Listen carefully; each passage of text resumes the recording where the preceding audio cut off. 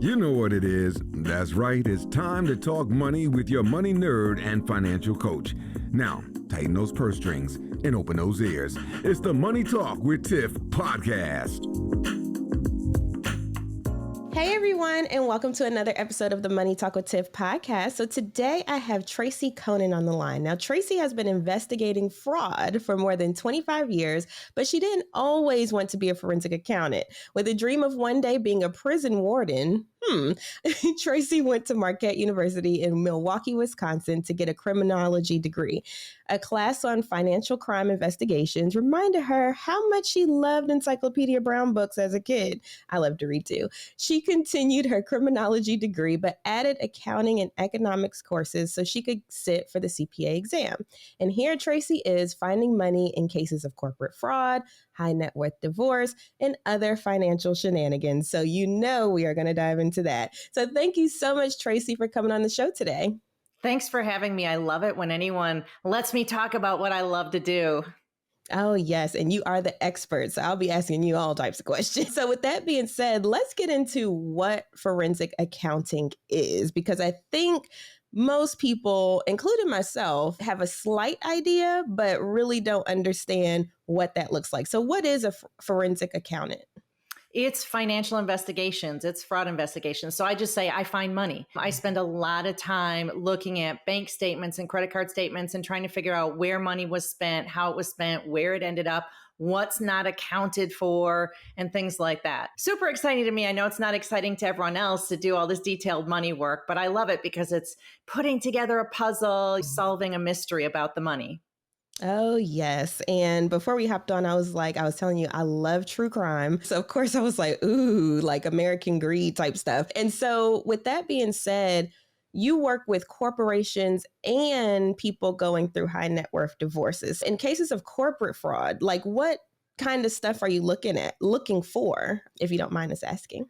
I'm looking at things, typically executives, upper level managers stealing money from companies, all sorts of different schemes, from literally taking customer payments to stealing inventory to having side deals with suppliers where they're getting kickbacks, just finding creative ways to take money out of companies for themselves. So that's on the corporate side. What's interesting there is sometimes I work for the companies who have been victims.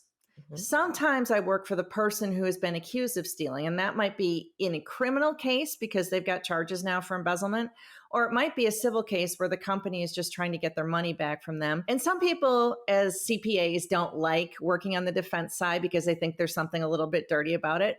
But I always say, listen, if you stole $1 million, but you were being accused of stealing $3 million, I think you should get punished for the million, not the 3. You deserve to have someone like me help you to prove what the real number is, whatever that may be, because I don't care. I mean, stealing's wrong, but at the end of the day, I just want to know what the right number is. Absolutely. Absolutely. That is so interesting. So just out of curiosity, because I'm sure I'm not the only person with this question right now, what is the highest amount in corporate fraud you have found to date? That's a really good question. I've been doing this for 25 years.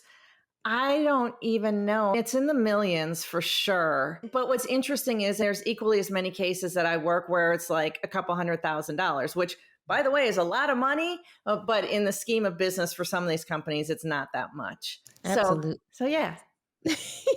Absolutely. So let's switch gears a little bit because I want to go into this high net worth divorce thing. So that's another aspect that you also help people with. So when people are in relationships, which I think I've talked about on the podcast, but if not, there's financial infidelity, all types of things. And especially it goes way out of hand when people start going through the divorce process. So as people, like just everyday people, what should we be looking for when it comes to seeing if someone is being financially not okay with us?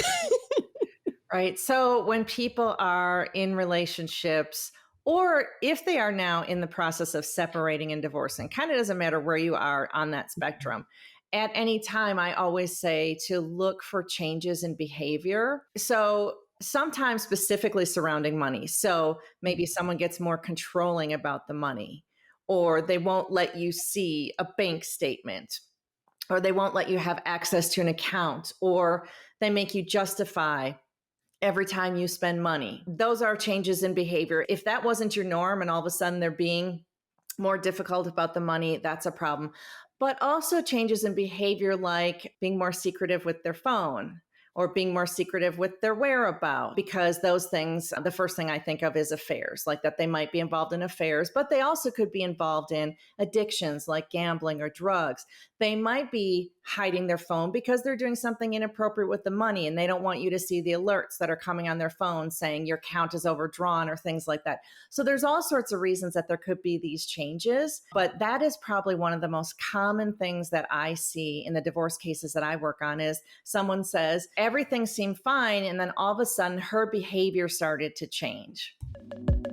Hey, it's Tiffany. Are you interested in starting a podcast? Well, you can get up to 2 months of free podcasting service from Libsyn with the code MONEYTALK. Get your show on Apple Podcasts and Spotify anywhere you want. Get critical stats to help you grow, find all the tools and support you need to sound your very best, and you can even do video. Really bring your podcast to life with Libsyn. You can use code, again, MONEYTALK, to get 2 months of free podcasting service. This is what I use to get my podcast to your listening ears. Enjoy.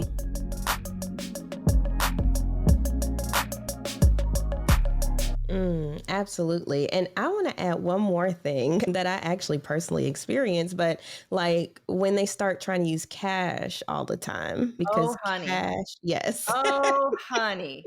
So one of the things I talk about in terms of cash is when you have a spouse or a partner who did not go to the ATM, did not withdraw cash, did not hold back cash from their paycheck that they were depositing, but all of a sudden they are, and you're seeing, okay, a $500 withdrawal 2 or 3 times a week, when previously they never went to the ATM before.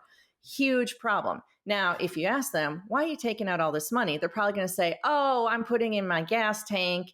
I'm eating out with it. I'm using it at the grocery store. But if you look at their credit card bill or their bank statement for their debit card, you see fill-ups at the gas station, eating out, grocery store. Wait a second, I thought that's what you're using the cash for. So what we find is the cash is either being set aside in a secret account and they're accumulating it, or that cash is being spent on what I call sex, drugs, and rock and roll, affairs, addictions, gambling, God only knows. And I know with my situation, the excuse was, oh, I just like to have cash in my pocket. And I'm just like, I almost never use cash. I mean, I go to an ATM once every other month. You just can't bring me to use cash because I love using a debit card or a credit card. So I have a record of exactly what I've been spending on. It's so helpful for budgeting, right? Mm-hmm. Exactly. And that's what was driving me crazy, because that's how all of that came to a head, is because I love to budget. And so I'm like, well, if you use your card, we can kind of track what's going on. We can make sure it's accounted for in the budget, blah, blah, blah. And then it'd be like, oh, yeah, okay. And then next thing you know, it's more cash again. And so I'm just like, okay, if you want to use cash, just let me know what you use it on. And then it was like, oh, well, I don't remember. And I don't know. And yeah. You remember. You remember exactly what it was for. It's crazy. All right. So with that being said, so we know what to look for. Now, if we do find that our spouse is being secretive or there might be something else going on, whatever, what are our next steps? What should we do? Well, let me just be clear. There are tons of red flags that you could see. So we've just like touched the tip of the iceberg with this change in behavior and things like that. But if you do have some suspicions and you have, I like to say, you kind of have something to back it up, right? You have actual behaviors. You don't just have, I think my guy is being dishonest and that's the end of the story. You don't have anything. If you got something to back it up and you're really, really concerned, I say start gathering information. So that means start downloading bank statements and credit card statements and tax returns. Start saving copies of all those things in a secure place that your partner doesn't have access to. Because your best friend, if you end up separating or getting divorced, your best friend is going to be information. And if you have legal access to those documents now, get them, save them, protect them.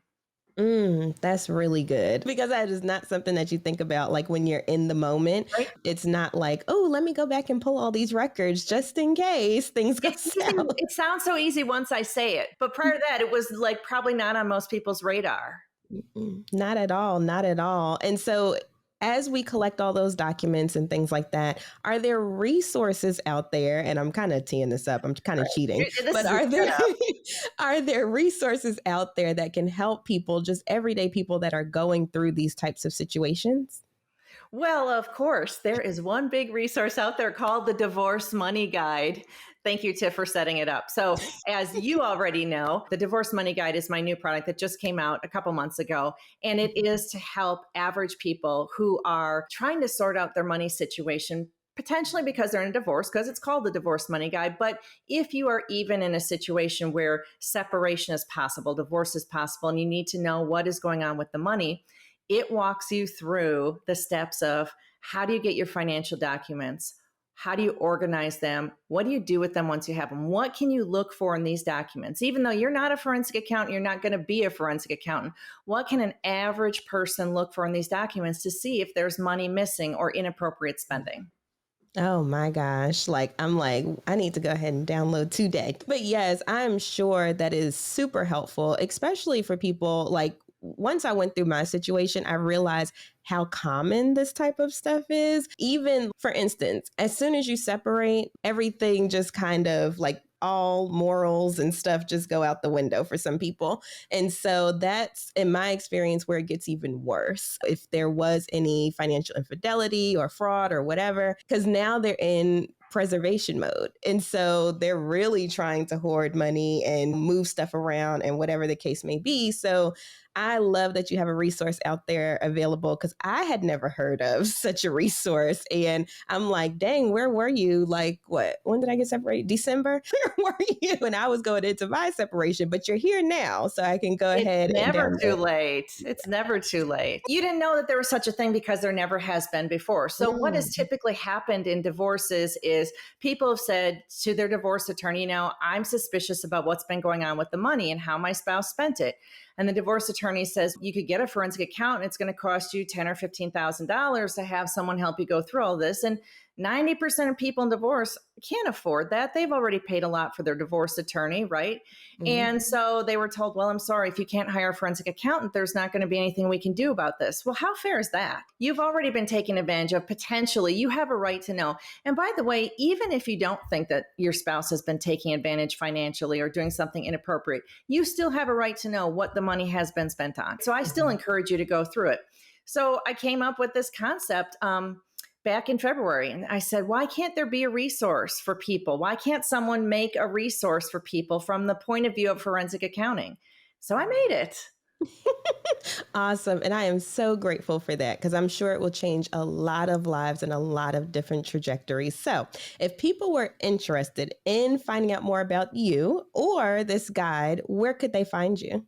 They could find me and find the guide at divorcemoneyguide.com. And if they want to get $100 off the Divorce Money Guide, they could use a special code. What would we like the code to be? Should it be TIFF? Money Talk. Money Talk. Okay. Money Talk in all capital letters. We'll make the code and they can get $100 off.